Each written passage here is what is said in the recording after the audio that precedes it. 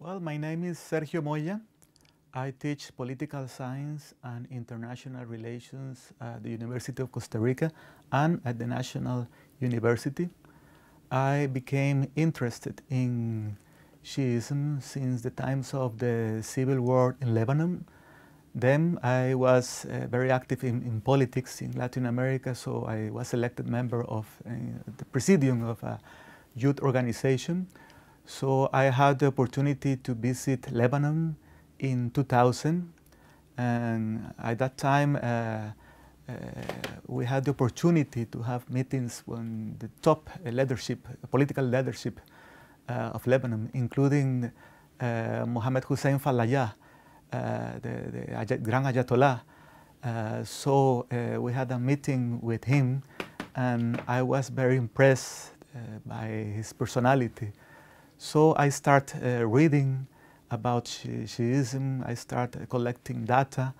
Then I became professor at the university, and that meant that I have the opportunity to include this personal interest as part of my research fields of study. So that allowed me to visit Iran, Lebanon, and some shrines in Damascus and in Cairo,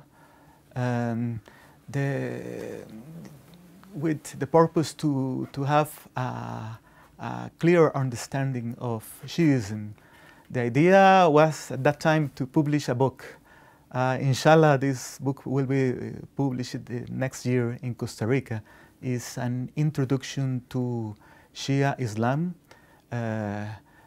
in order the Latin American public to have an idea of this part of the Ummah. Yes, exactly. I realized some years ago that Islam is unique, but it's not an homogeneous community. And I found that there were some similarities between Shiism and Catholicism. So that, as you said, intrigues me, and so we are here. Well, I think that was an event that saved Islam and changed the history of Islam. So maybe this is because it's that important for the whole Ummah. This is also the core identity of the practice of Shiism in Latin America. Shia arrived to Latin America in the last part of the 18th century, coming from the Levant, from Lebanon and from Syria. They originally arrived to Argentina, and they spread up to the north of the country, to Tucumán, and also to Brazil. So they were part of broader Arab migration processes from the Levant, and they were part of a migration that also includes Christians, Asmelkids, Armenians, Kurds, Alawites. And in the other parts of Latin America, or the Caribbean, we have a Joya immigration process from Africa in the 80s to some places of the Caribbean and also Central America. The largest Shia community in Latin America is located in the south of Brazil, specifically in Sao Paulo. There are about 5,000 Shias in the city and surrounding areas. I think that 95 to 97% of the Shia population in South America is composed by Arab immigrants that arrived 1 century ago. Conversion processes are slow so far. The Iranians have been doing a great effort promoting Tabligh, but so far the results are not positive for them. Yes, the Islamic Revolution had a clear impact in the lives of Shias in many places of Latin America. We have two interesting cases. In Argentina, the impact, the influence of the revolution, the writings of Ayatollah Khomeini had a strong impact in the community. They became more politicized, more militant. They built a strong link between religion and politics, and they developed a strong and clear anti-imperialistic discourse, anti-Zionistic discourse. The other interesting case is the Afro-descendant community in Colombia, in the port of Buenaventura.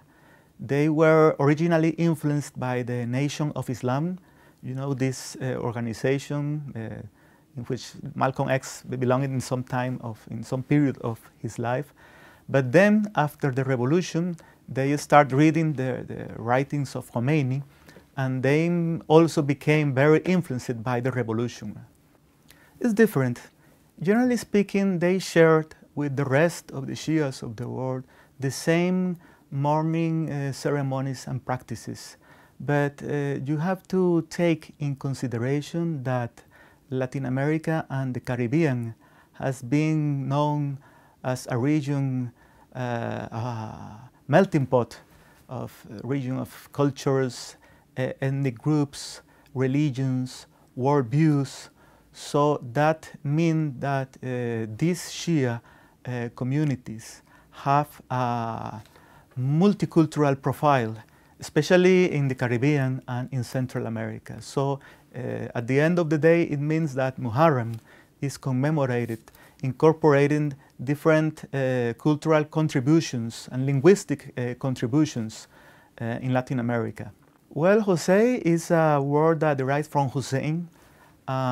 When the British abolished slavery in Trinidad in the late 19th century, some people from India were brought to Trinidad in order to work in the cane fields.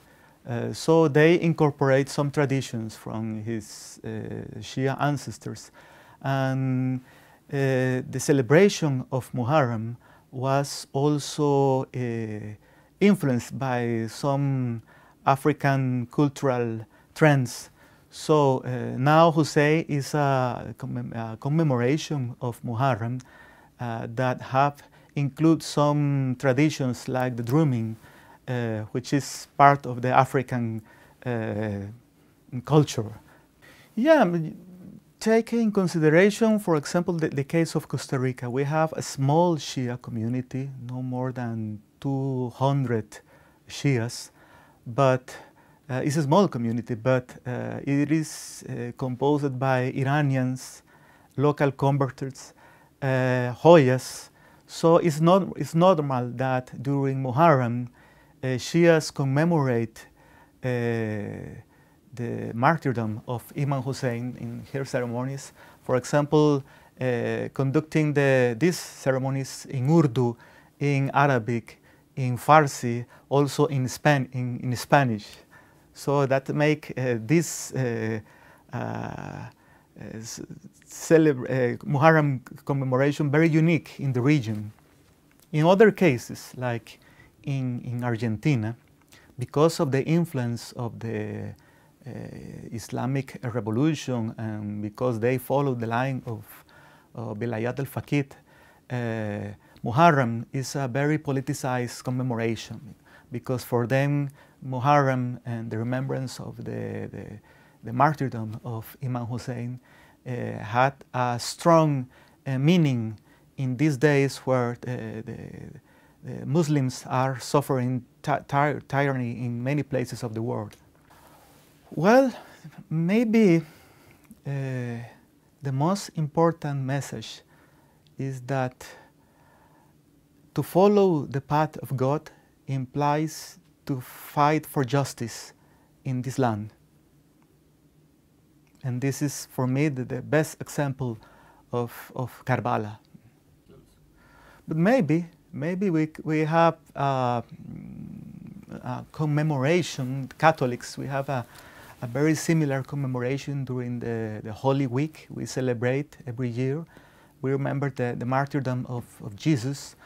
So this is something that I found very similar to Shiism, to reaffirm the commitment with God, to reaffirm the commitment in fighting tyranny, fighting injustice. Well, I found this event in the history of Islam very touching, because what I like precisely of Shiism is this strong commitment against tyranny, against injustice. So for me, that means a lot, definitely. Definitely.